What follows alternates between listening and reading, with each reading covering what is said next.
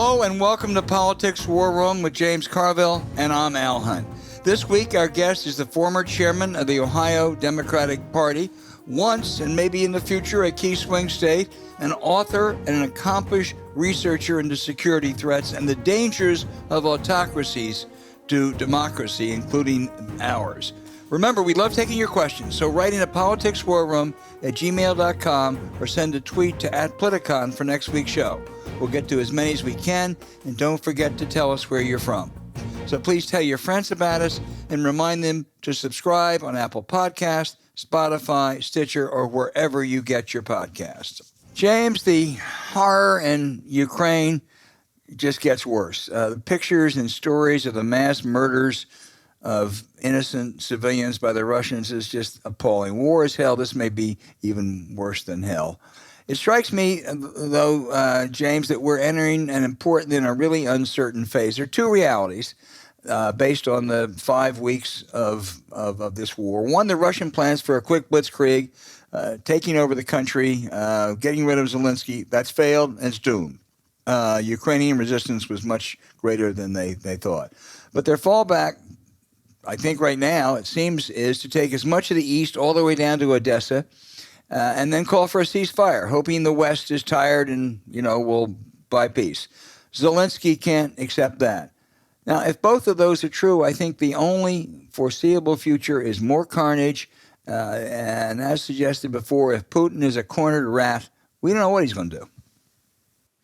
Well, the one thing that Putin has in his favor is he thinks that things are going just swimmingly for him in the West, and particularly the United States, on the home front. You have the Koch brothers, by far and away the most prolific donors to the Republican Party that exists, continuing to do business in Russia and saying that they have to come up with something that gives Putin a way out of safe space. They're very pro-Putin.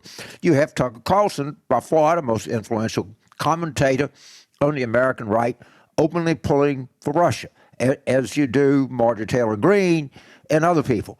So I'm looking at, if I'm Putin, I'm saying the longer I go, I got a significant part of the conservative movement in the United States backing me. And this is what you call aiding and abetting the enemy. And you know what price they pay for it? Nothing. Why? Right. Because we don't bring it up. And they said, well, okay, we're pro-Russia, but you got woke people. As if, calling somebody a Latinx is the equivalent of bombing maternity wards, all right? There's no proportionality. There's no penalty they pay. They know they can get away with it. Putin feels like he can get away with it. And the reason they feel that way is they always have gotten away with it because we let them. That's just that's the cold hard fact. And a very sad response, James. I could not agree more.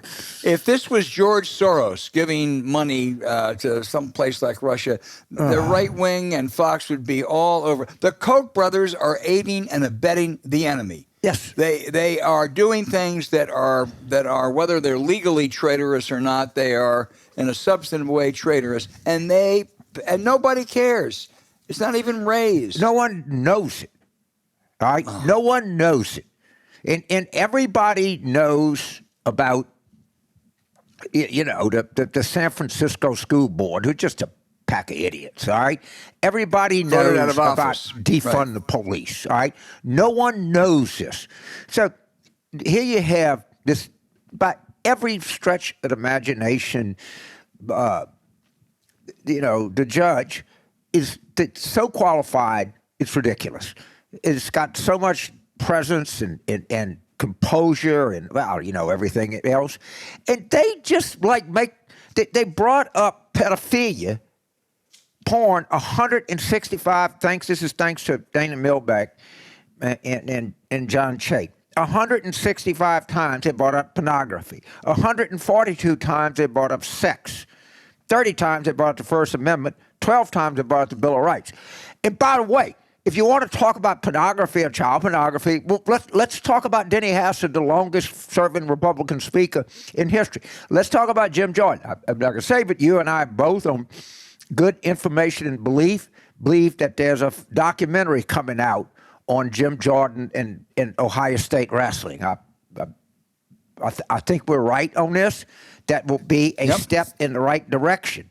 You got Matt Gaetz, as we talked about, saying Lloyd Austin that the military is woke. Well, I would love for Matt Gaetz to go on the crucible at the end of basic training at the Marine Zone, or do to some of the plebe at West Point. He pays no price. He is very likely to be indicted and convicted on trafficking with underage minors. Right? They don't pay any price for it. Well, James, they just go on. It's worse because his closest ally is Marjorie Taylor Greene, who, to paraphrase Chris Sununu about Donald Trump, Marjorie Taylor Greene is fucking crazy. And her closest ally is Matt Gaetz. Marjorie Taylor Greene this week says the Democrats are the party of pedophilia. Now, as you said, Matt Gaetz is under a very serious investigation and, by all accounts, likely to be indicted for trafficking with underage girls. Now, what does Marjorie Taylor Greene think about that? I don't think much. Really, James, I think that it's absolutely outrageous that they get away with it. The blame is on us. The blame is on the people that listen to this program, that are listening right now, to you and I, to people at the very high end of American influence. They get away with it. And anything that happens adverse, no matter how silly or naive or stupid it is, oh boy, they blow that up. CNN, sure. MSNBC. I'm sorry, you're not bringing it home. No one is bringing this home. No one is framing this. And of course, the root of all evil is Bush v. Gore. And it showed them they can get away with it. And you look at this law that passed in Oklahoma, you look what they're going to do, and if I am a Supreme Court justice, a right-wing Supreme Court justice, what do I care? I'm not going to pay any price for this. And they go, oh, man, the suburban women in Northern Virginia, New Jersey are going to way up in arms. They'll do nothing. They passed these suppressive voter rights thing. You look at the figures that came out of Houston, how many black ballots were rejected. If younger people, if people of color or people that care about this, if we're not out of the woodworks, we'll get the shit beat out of us. What we're going to do? We're going to send money to Marjorie Taylor Greene's opponent. We're going to get to some of that with our great guest later today on what's going on out there. The person to blame for all of this is us, because we don't bring it up. I agree.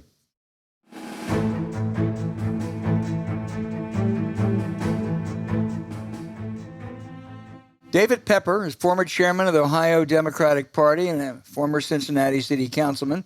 The Yale Law School graduate has written a compelling and frightening book, Laboratories of Autocracy. I should note 6 years earlier, he wrote a novel with the ridiculous assertion that Russians were clandestinely scheming to help elect Republicans. Just imagine that. David, your book is a takeoff on Louis Brandeis's famous states or the laboratories for experiment and government. But you write that the big vested interests are pouring money into state legislatures. Your focus is Ohio, but it's national, and rolling back democracy. How did this come about? So, it's been a generation in the making, unfortunately, and to quote James's, to paraphrase his old quote about it's the economy stupid, it's the state house is stupid. For a generation, the folks who have a lot of issues they want to get through that are right-wing issues, that are unpopular issues, have figured out by far the best place to do that is state houses, because no one's paying attention. They're so gerrymandered, the politicians can push through deeply unpopular extreme issues and not lose their next election. So they have that combination of no one knows who these people are. Democrats generally are not contesting in these places very well at all, if at all. And they're so gerrymandered, you can push the craziest ideas and never worry about your next election. They've made them the perfect place to do a full-scale attack, not just on democracy, but on issue after issue. And that's why I use the phrase, as you say, the title, laboratories of autocracy, because that's really, it's become almost, they're connected, they're kind of hardwired. So they're not only pushing all these things, they're also always learning. If something works, everyone else does it. If something fails, they correct the mistake and then they do it again. So yeah, it's been going on for a generation, and I think Democrats and those who care about democracy have been very slow in catching on to it. Tell us about a man named William Lager, is it, in Ohio? So it's sort of the classic case study of how these state houses can make policy that greatly enrich people and undermine public outcomes. William Lager was someone who was basically hard on his luck, had no money, but figured out how he could convince the state house to take hundreds of millions of dollars out of public schools to hand to him to run a for-profit online scam, where every time he claimed a student, he would get thousands of dollars. It turns out in the end, he wasn't even taking attendance, even though he would get all that money. And what's happened over 30 years? Public schools, and this is just a symbol of it, there's a broader movement happening. Public schools were ranked 5th in the country in Ohio only 15 years ago. Now we're in the mid-20s. William Lager and others made out like bandits, used the money to give back, used some of the money to give as contributions. It's a perfect example of how these state houses are helping a very narrow private group at the expense of public outcomes. But because of gerrymandering, they keep doing it, and no one ever pays the price politically. David, the last two Republican speakers had to resign. This is from your book, either because they were indicted or they faced the possibility of indictment. The first energy scandal out there, $60 million at least in bribes. The Buckeye State is a cesspool of corruption. Yeah, it's sad. In my first chapter, I walked through, I was literally named in law school the most likely to be president of the Cincinnati Board of Tourism, because I'm always bragging about Ohio, right? So it's painful for me to have to write the chapter where we've gone from being the state of John Glenn and the Wright brothers and more moderate politics, the bellwether, to what USA Today called last year the most corrupt state in the country. And we are lurching way to the right. We're super extreme. And so much of it is driven by these unaccountable politicians in state houses. We're legislating like a state that's far to the right. And it also, and this is, by the way, Ohio is a case study. This is happening all over. Corruption runs rampant when you all of a sudden have people in power with no accountability. It's part of the deal. And part of our deal is that the speakers, again and again, get themselves in trouble and end up cutting deals that the FBI cracks down on. And they end up leaving not because of the politics. They end up leaving because the FBI calls them out on it. David, just one quick one before we turn to James. You mentioned several times gerrymandering. I thought that was supposed to stop. I thought with a 4-3 majority in the state Supreme Court that they were going to throw out that outrageously gerrymandering map that the Republicans just did. But I gather I was wrong. I gather they're going to get away with it again. Well, let me be clear. There's the state house and the congressional gerrymandering. In the world that I'm talking about, the more important gerrymander, believe it or not, is the state house gerrymander. That if the front line on the attack of democracy is the state house, the most important gerrymander is the state house gerrymander. We still have a good chance of striking that down. The congressional gerrymandering, because of a technicality and the timetable, we'll see. It's not over yet, but even if they strike it down, that may not be till 24, which I find appalling, but may end up being how it's settled. But the current state Supreme Court, bipartisan majority, a lifelong Republican Chief Justice, have now struck down 4 different times clear, egregiously illegal maps that have come out of the state house. Here's one of the points I make in the book, and James has probably seen this all over the country. We're talking about a generation of politicians in these state houses who have almost not to a person ever been in a real election. They've been living in a world without democracy. Almost not a single one of their races are close. So the one thing they're scared of in Ohio is a real election. They're willing to violate the Ohio Constitution 4 times to simply avoid ever facing the voters. And they've shown that they don't care if it's the law. They don't care if 70% of the voters voted for it. They would rather break the law than actually face a real election. And so, Al, it's close to being over, I'm afraid, on the congressional one. The State House one, I still believe will be successful. We'll know in the coming month, depending on what both a state and federal court do about the remaining parts of these cases. James. So, David, I'm on this jag, and be hard to talk me out of it. The reason that they do this is because we let them get away with it. Okay? Absolutely. They just go and say the most blatant shit in the world. They talk about pedophilia when you got Dennis Hassett and Jim Jordan and Matt Gaetz. All right? We don't make them pay. By the way, on the good news front, I think there's a real documentary coming about Jim Jordan's little stint at Ohio State wrestling. Okay, yeah. And I think it's a big name, and I think you're legitimately waiting on it. But what I am interested in is how do Ohio Democrats make them pay a price for being more corrupt than frickin' Louisiana and New Jersey? All right, Yeah. How do we make them pay a price for Jim Jordan? How do we make them pay? The Larry Holthauser thing, I wrote about that, was $60 frickin' million. Yeah. All right? There's not chicken shit $500, $100 bills in the envelope stuff. This is staggering. Yeah. And can we hold them to account? I agree. I actually think we have, from top to bottom, a massive problem in this country of lack of accountability. And one of the things I put in this book is they never stop, ever, because they don't care if a law they pass is struck down in the Supreme Court, because they themselves are never held accountable. So I think both legally and politically, if they don't see accountability, they're going to never stop. And that's one of the lessons they've learned. They've done this for a generation and never been held accountable. So a couple things that I think we have to do. One, we have to be smarter in politics. You said this the other day, and I couldn't agree more. We get so excited to beat Mitch McConnell, we give $100 million plus to beat Mitch McConnell, and then we don't even challenge these people in state house districts throughout Ohio. So they do the most corrupt things. Larry Householder got reelected with 70% of the vote because there wasn't even an opponent. So we have to challenge in every single district and support candidates with enough money so they have a message in every single district. But also when they break the law, we also have to hold them accountable then. And I'm looking at this in Ohio. There is a law in Ohio called misconduct in office. It should lead to people forfeiting their public position if they're found guilty of it. And I believe that we need to be as aggressive as they are when they have hit the rules in a way that they violate basic, laws in the state, that we have to be as aggressive pushing forward. And that's a law, by the way. How do you enforce the law in Ohio for misconduct in office? You gather signatures. Until we start I love the folks that went after Madison Cawthorn saying, you may not be eligible because you were part of an insurrection. We need to have people begin to feel like they personally feel accountability for breaking the law or doing extreme things.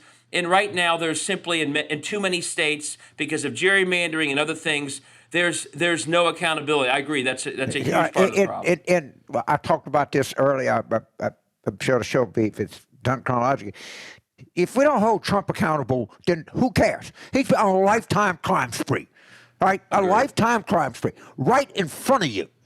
He's done this. All right? It's unbelievable. I'm so with you on this, and I love the idea of having some kind of accountability project, because, boy, I tell you what, if a third grader doesn't do well on a standardized test, we're going to attack the teacher, or we're going to attack the school, or we're going to attack the principal, or we're going to attack the child. If an adult goes on a crime spree, or an adult out and out pulls for Russia and what I think is just an act of blatant treason, they suffer no penalty. So right. I am we have crime sprees like that in Ohio, and they're not accountable. We have a son, speaking to the gerrymandering case, the son of Governor DeWine is a Supreme Court justice. He is not recused in any of the cases where his father is a defendant in the gerrymander cases. Now, it can't be publicized, but that's as bad as Clarence and Ginny Thomas. Yes. And he's doing it in front of the entire state. He needs to be held accountable for that. And it's happening at all levels. We have a massive problem right now that law breaking, ethical breaking in the law, et cetera, there's never accountability. And I wrote this in the book. The other side has learned to never stop. They are never punished to be more aggressive, and there's never an accountability for it, and they will not stop doing that until we hold them to account. Well, I got my turn back down because I got a lot more stuff on to. when we let them get away with Bush v. Gore, the Supreme Court just pulled down their pants and took a shit in front of the whole country. And you know what the reaction of everybody was? Is let's just smell it and go on. And that's the truth. And I can go back and get you everybody who says, well, if spoken is the thing. They blatantly stole a presidential election, and we, the Democrats, the commentariat, did fucking nothing. They got a couple of law professors to write some law review articles. That'll get them every time, won't it? You just get something in the Ohio State, law school law review, and that'll scare the hell out of everybody. Right. Okay. Right. All right, Val, back to you because I got a lot more. I love this guy, man. I love this guy. He thinks like I do. Boy, David Pepper, you raised a good point about, spending money to try to defeat Mitch McConnell. If Jamie Harrison is listening, get your ass out of South Carolina, get back to national headquarters, and tell funders you got to raise money for things like state Supreme Court races, David. I mean, North Carolina, Ohio, Michigan, Pennsylvania, they are the bulwarks to stopping some of this stuff. And the DNC, the Democrats, are way behind Republicans on this. Let me ask you a question about some of the stuff, one question about what they're doing, voting out there. You're now, I think, Lieutenant Governor, former Secretary of State, saying we're making voting easier and cheating harder. They have fundamentally changed the electorate in Ohio through a decade of purging and other steps. I put this in my book, and I talked to Hillary Clinton about this. You know that Hillary Clinton got a greater percentage of the registered vote in Cuyahoga County than Barack Obama? You wouldn't know that, would you? Because there were so many people purged in Cuyahoga County. This is Cleveland, right? If you get more of a percentage in Cuyahoga County, you should be doing pretty well in Ohio if you got better than Barack Obama. In the intervening years, they had so aggressively purged the voters of that county that her greater percentage of victory of registered voters was a much smaller raw margin of victory. So they literally took a battle axe to the Obama coalition after 2010 when they had the chance to, and purged the place, gerrymandered the place, added other rules. And so no, we are a place that is suffering from huge voter suppression. And by the way, voter suppression through purging, it's also knocking off all sorts of people from the rolls who voted and they were on the list to be purged in pure error. So it's been nonstop. It doesn't stop through each Secretary of State. Our current Secretary of State, I put forward, because I fought him on issues like drop boxes, he is as bad as Ken Blackwell ever was, folks. He is as bad as Ken Blackwell ever was. And one other thing, Al, on your other question, it's not only Jamie Harrison, and this is why I appreciate when James said that. Our small dollar donors in this country have not been given enough direction about what winning really looks like. So when they give to Amy McGrath, they haven't been given any other message. And our message to those voters is, you want to save democracy, you need to get as excited about helping every state house candidate in Ohio as much as being mad at Mitch McConnell. And until we have a powerful army of small dollar donors, that's who gave to Amy McGrath. But we aren't telling them as clearly as the Koch brothers are. The Koch brothers, they know to spend money in all these states, don't they? We don't tell our people. We're so myopic on some federal races and giving to people we don't like, even if we can't beat them, that we're not saying to those small dollar donors, you want to help Tim Ryan win Ohio? Have Tim Ryan have a well-funded state rep candidate in every district in Ohio. That will be a message in every district. That will lift turnout. And so I'm working on this, but we have to explain to the army we have what fighting for democracy really looks like. And it doesn't look like simply sitting around getting mad at Marjorie Taylor Greene in Washington. It means get back to states like Ohio and invest far more broadly and not only in federal races. David, you mentioned Tim Ryan a minute ago. The Republican Party, whether you agreed with them or not, in the past had people like Robert Taft and George Voinovich, and even Kasich. They have moved so far right now. As I look at Josh Mandel and this guy Gibbons and J.D. Vance, who's done a 180 sucking up to Trump. And yet the Cook and Rothenberg reports still put that race in the red column today. I mean, give us a sense of Tim Ryan's chances. I think Tim Ryan can win. I think a Tim Ryan Mandel matchup is actually quite a good matchup. But Tim Ryan's going to need to have enough of a turnout. Biden's going to have to be doing well enough in the polls that Tim Ryan isn't pulled down by that. The governor race is also at stake, and there DeWine has a big advantage. But I think Tim Ryan is a very good candidate. He's raised a lot of money. And Mandel may be of that group so extreme that he scares people. But it's a midterm in Ohio. I've been on the ballot in 10 and 14 in midterms in Ohio when we hit the White House. Those aren't easy, but I do think Tim Ryan is a very strong candidate who might be able to negate our losses in the more red parts of Ohio the way Sherrod Brown does. But we still need to inspire Democrats to show up in our blue counties. But Tim's a very, he's a good candidate. He knows how to run in Ohio. One more question, and turn it back to James. You mentioned Jim Jordan earlier. He was the assistant wrestling coach at Ohio State. 7 wrestlers. This was not the squad. This was not some kind of left-wing cabal. Said he knew about sexual abuse at Ohio State and did nothing. And then he's apparently lied about it. And yet there was an investigation. And what, did the law firm blow it out? Did Ohio State cover it up? I mean, why? Why nothing? Now, that's a great question. I mean, there are statute of limitations issues that I think hurt in some ways, but I still agree with you guys. It's never been run to the ground like it should. He's able to dodge the questions. He walks away, and there's a lot more to do there. It is I can't explain why he's skated. It goes back to we're simply not as aggressive as they are. And by the way, one other thing that I think is important politically, and again, with James here, this is his expertise more than mine. The other thing that we are not doing well is the model of undemocratic and gerrymandered state houses I've described. You asked about William Lager earlier. Part and parcel with these corrupt and undemocratic state houses are indefensible and horrible public outcomes.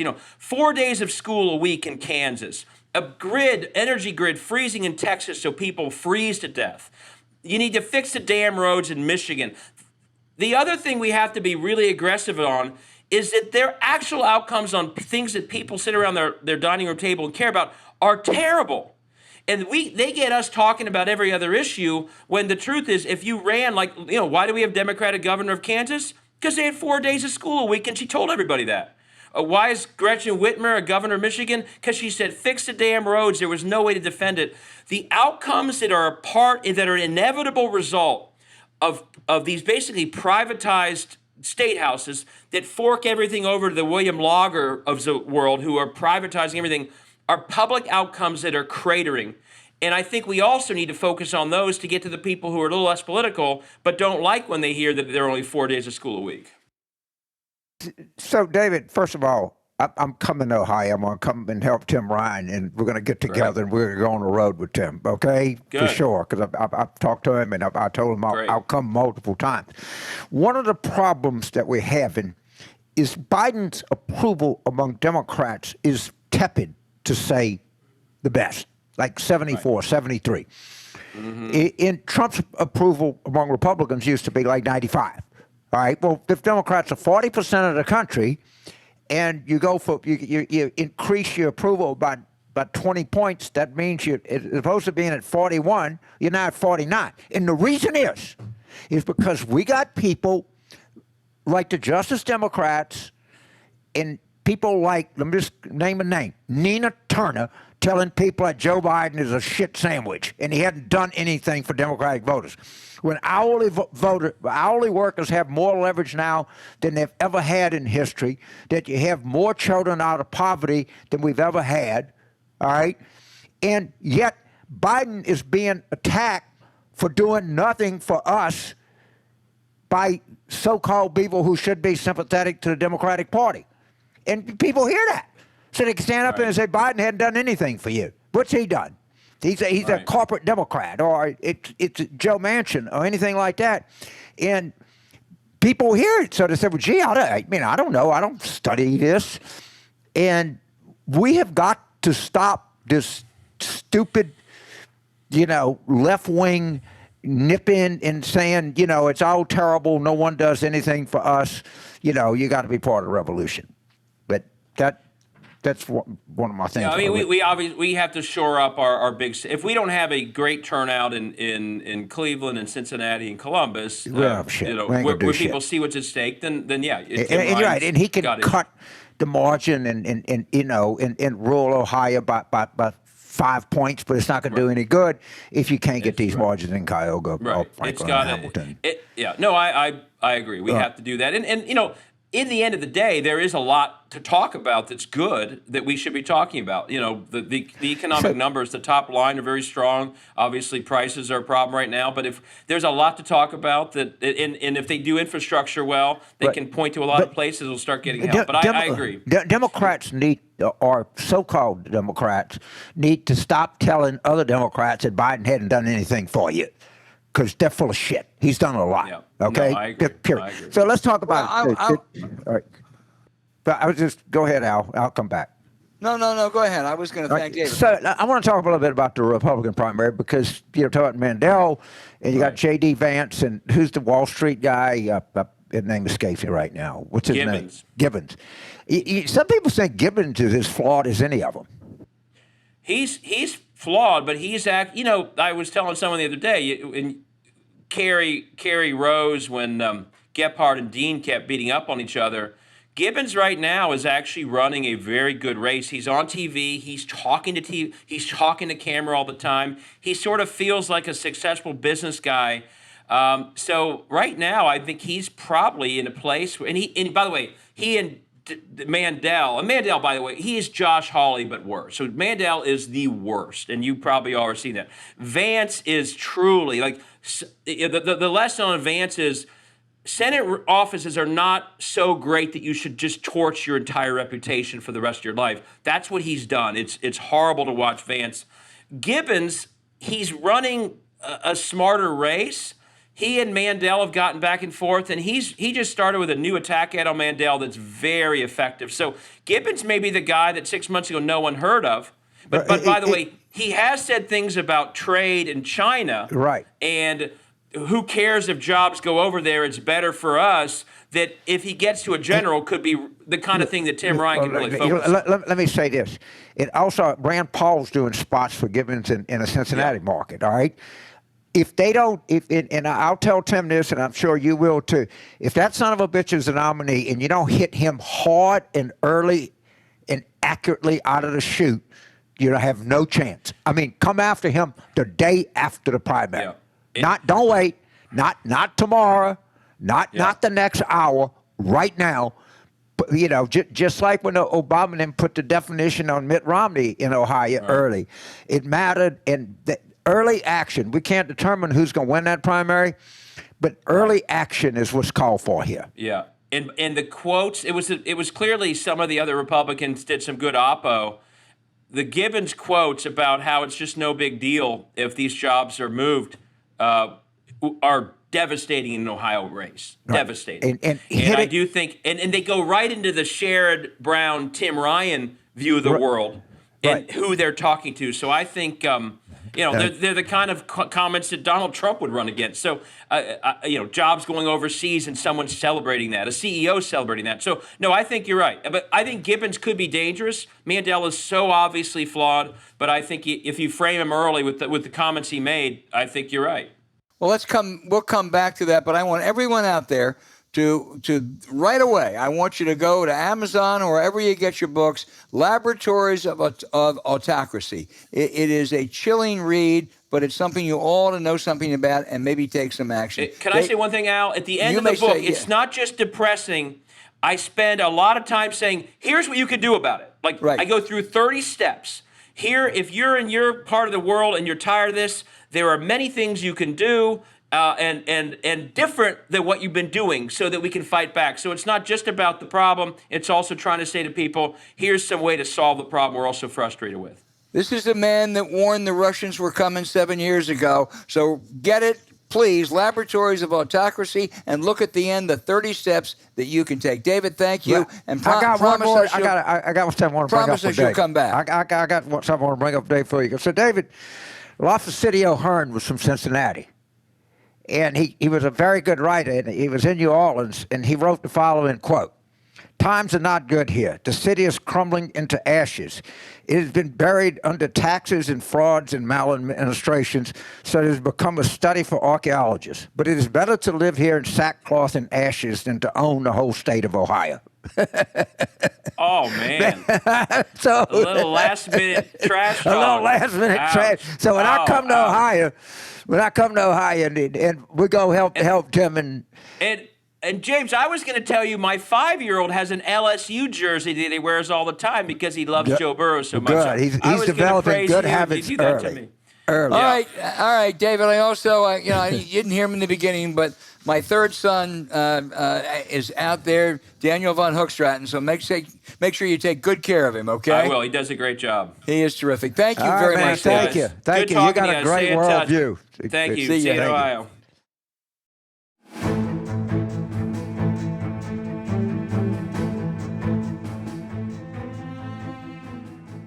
Hey, James, now the questions from our very informed listeners. Mike in Queens, New York says, James, how can you repeat with such certitude that Donald Trump is going to be convicted and incarcerated? To Mike, it appears the case in New York County appears to be going nowhere when 2 seasoned federal white-collar prosecutors resign for the failure of the Manhattan DA to go forward. Are you peddling us false hope?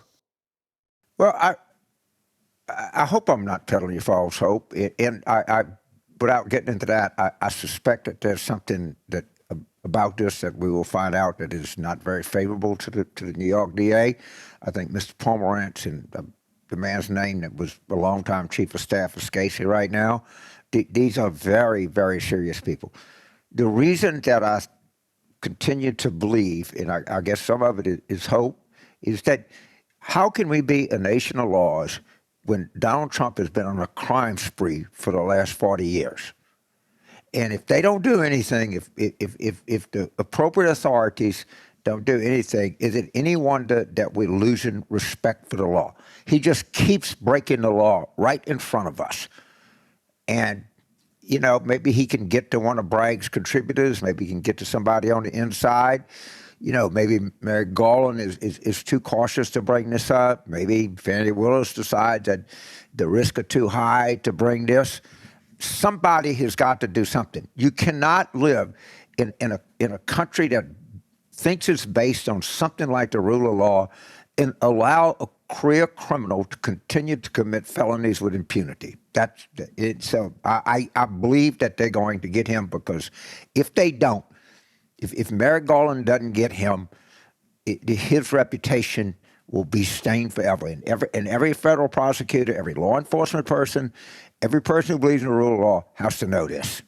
And well, I agree with you, and I also agree there is a story behind the story of that Manhattan DA whose acts were absolutely disgraceful. He has proven himself unsuited for office. And by the way, according to Mr. Pomerantz, he had no interest in the case from the beginning. Right. They couldn't get a meeting with him.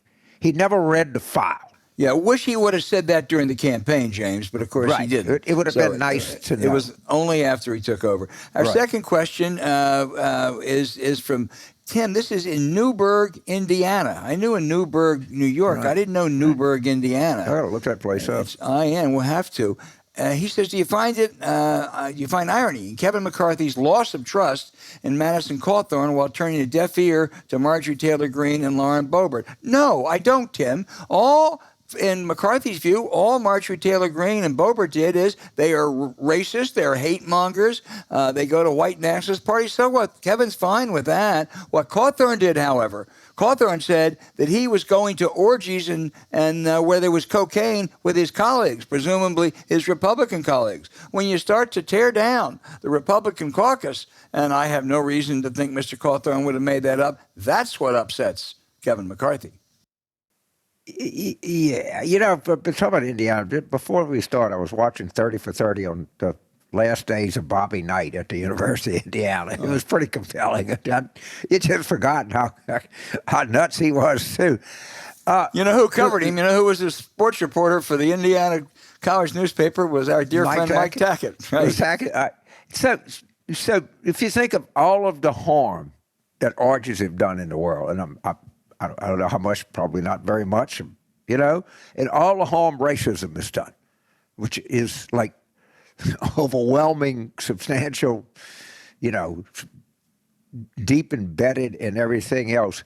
But you're right. Of course, what provoked him to action is no Republican spouse ever said, we go to bed night, honey, I'm real uncomfortable, or it might be a male spouse to a woman. They do have some women representatives in the Republican Party, notably Marjorie Taylor Greene or Lauren Boebert. I don't think Lauren Boebert's husband really cares because I've said this on TV. You have to know how they met. The way they met is he exposed himself to her in a bowling alley. Just so you know, that's been verified, okay? Every time she opens her mouth, said, Lauren, tell us how you met your husband. What was your first, encounter with him? So I don't know why they're so down on the orgies. I think that Marjorie Taylor Greene, at least according to what I've read, had a friendly relationship with the gym teacher. But, they're very outraged. And I have no idea. I think Madison Cawthorn is obviously immature beyond belief. But it is interesting you point out that they have the longest-serving Republican speaker as a pedophile. Jim Jordan is, by every account, very tolerant of pedophilia. Matt Gaetz, if what we know is to be believed, actually engages in it. But they don't care because we're not going to do shit. Exactly. Hey, our next question, James, is from Brett in Johnson City, Tennessee. He keeps hearing about the lifting of Title 42 restrictions is going to wreak havoc at the southern border and be terrible for Democrats in the fall. How big an issue is this, and what can Biden do about it? We talked about this earlier. I don't know enough about this issue, and we should get somebody that understands immigration and explain to us exactly what's happening. But the question is one that I have asked myself, and I'm just going to be honest. I don't know a lot about Title 42, but I think we need to learn and find out what the issue is. And all I can say is that when somebody walks 600 miles from Guatemala with a 7-year-old kid, they're highly motivated. Yep. They sure are. Right? They're highly motivated people. But the question is time that you and I had this discussion earlier. You're right on the money, and we're going to get you an answer. We're just not the best people to answer it. Yeah, that's an excellent point. Brett, we need to find a good, knowledgeable person that can explain immigration law to us and exactly what the issues are and what's going on. Because I need to be more informed. That's a promise, because I do too. Jenny in Hollywood, Florida. Good question. They all are good questions. She asked, please check out the legal liability Russia would face, if any, when they promised Ukraine protection if Ukraine gave up their nukes. They did. Is there any way to go at Russia from that approach? No. Russia has violated an agreement. There's something called the Budapest Memorandum.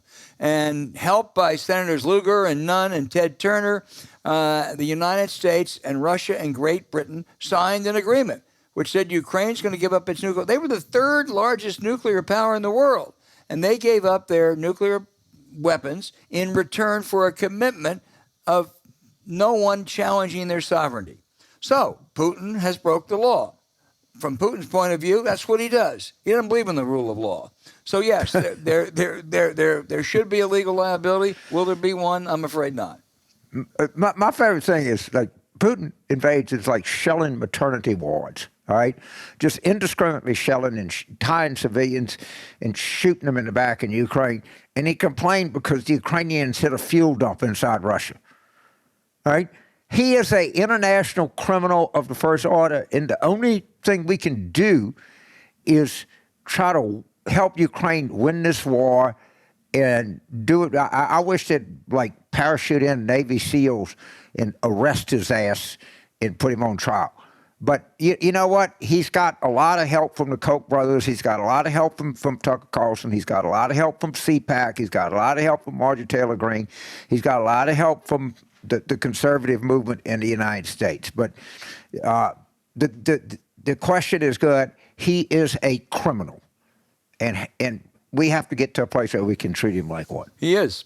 Jeffrey in San Francisco wants to know, is there an end game of party politics with such an alarming portion of the Republican Party having lost its connection with objective reality and right-wing media networks that deepen the level of mass psychosis and depravity? Is there anything at all for changing? I would just tell you, I went to a dinner last Saturday night, the Gridiron Dinner, James. Chris Sununu in New Hampshire was a speaker, and he was doing a riff on Trump, and suddenly he realized what he wanted to say about Trump. He said, he is just fucking crazy. And that's true, but it's also true of a lot of the other people in that Republican Party, and I guess Jeffrey wants to know, is there anything that's going to change that? Well, the one thing, and you asked the question, and this is really the theme of the show, and it's going to be the theme of it going forward, is if we don't do anything to hold them accountable, if we know that the slightest thing that they do, we're going to like, oh my God, somebody is going to actually vote for Judge Brown. Oh, isn't this terrific? Of the smallest little thing they do, we're willing to forgive and forget. We have got to point out what they've done, the crimes they've committed, the acquiescence and pedophilia that they do, the lining up with Russia. There has to be an effort, and our guest today, Mr. Pepper, was just so right on.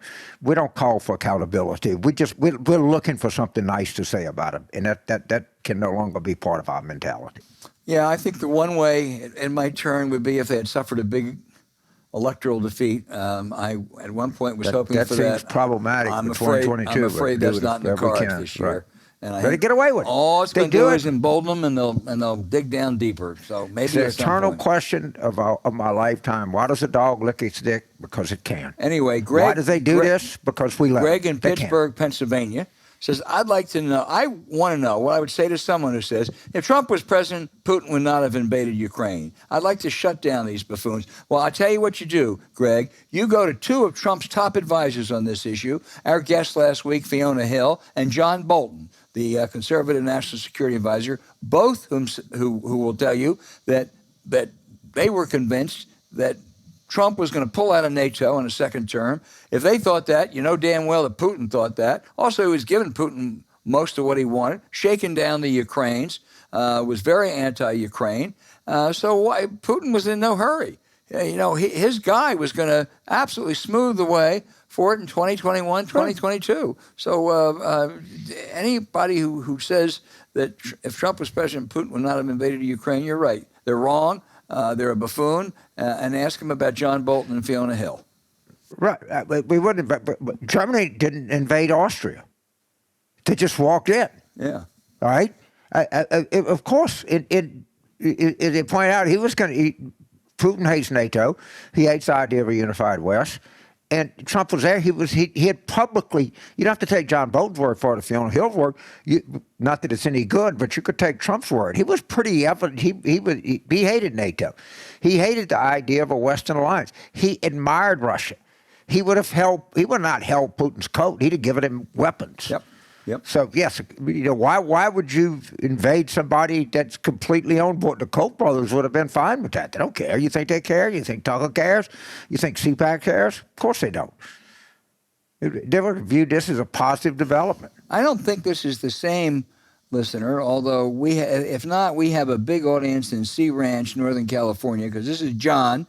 And John said, he makes a good point. He said, Lincoln had a general in charge of his army who had impeccable credentials and was a bit arrogant. He said, leave the generaling to me, but he moved slowly.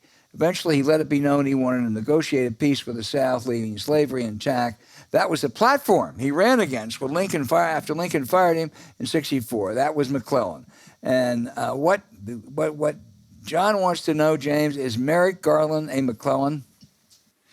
Well, first of all, McClellan is one of the most, in my view, a really horrendous man. I am sure that Merrick Garland is not a horrendous man. It is not any way, shape, or form close to me. I think, and you could look this up, we could have a discussion about it, I think McClellan was guilty of treason at Second Manassas. All right? But forget that. And he was a contemptible little shit. And you'd have to read my great professor in one of the most influential Civil War books written of all time, Lincoln and His Generals, by the great historian T. Harry Williams. I don't think that Merrick Garland is in the same universe as George McClellan. But my question is Merrick Garland going to be Grant? Is Merrick Garland going to be Sherman? And there's adequate reasons to say that he needs to be Grant, or he needs to be Sherman, or he needs to be Phil Sheridan, or he needs to be George Thomas. All right? I got a sense that General Garland understands that. It's not a question. He is nowhere close to as contemptible a person as George McClellan. The question that we're going to have to answer to, is he the equivalent in his profession of U.S. Grant or W.T. Sherman? That's what I believe. Yeah, I agree. Keep those cards and letters coming. They're good questions. We don't get to all of them. We'll get to those next week, perhaps. So please keep writing. We love hearing from you.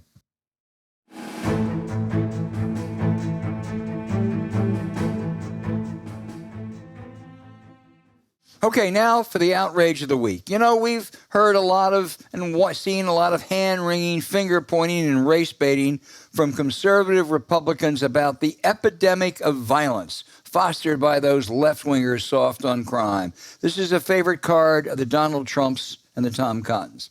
Well, the think tank, the Third Way, actually looked at the crime data.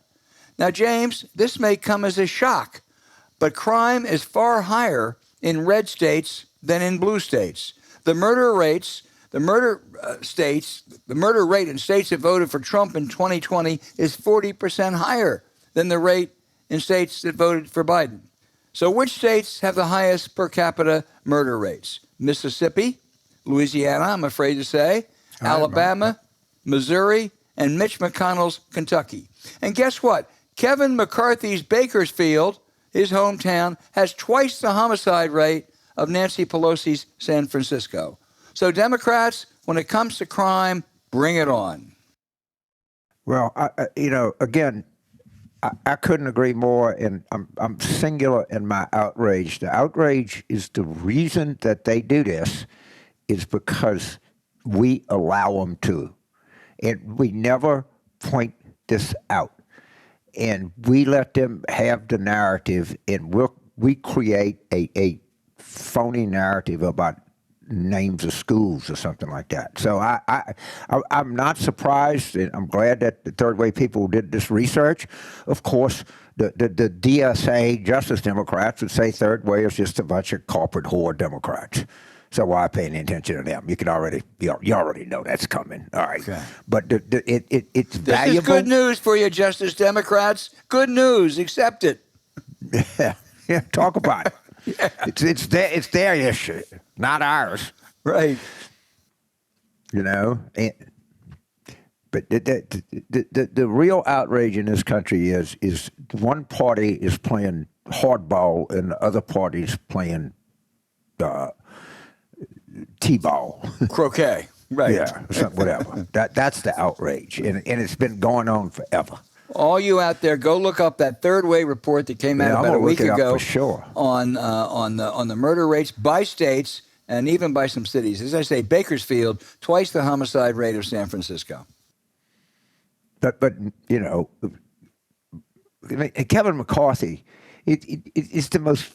I'd like to know who is more pliable, Kevin McCarthy or Lindsey Graham.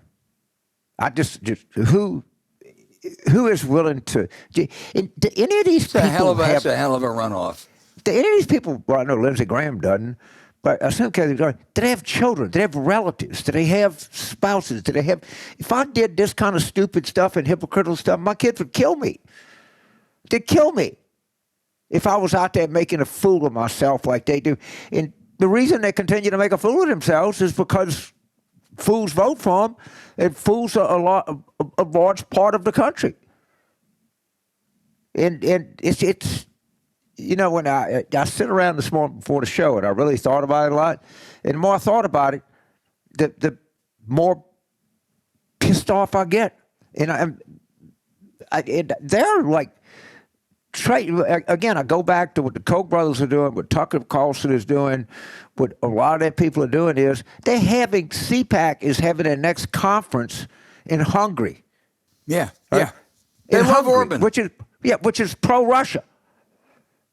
I mean, why didn't the Democratic National, why didn't we have our 1944 convention in Austria? It makes as much sense. You're right. Okay. I'm trying to control myself. No, don't control yourself. You're on a roll. Do not control yourself. We want an uncontrolled occasion. And of course, we make the problem that we think that the kind of naive, silly people in our party are part of the problem. They're an annoyance. They're a gnat. There's a difference between a gnat and a yellow jacket. All right? Let's say that right up front. We know what the Koch brothers are. Okay.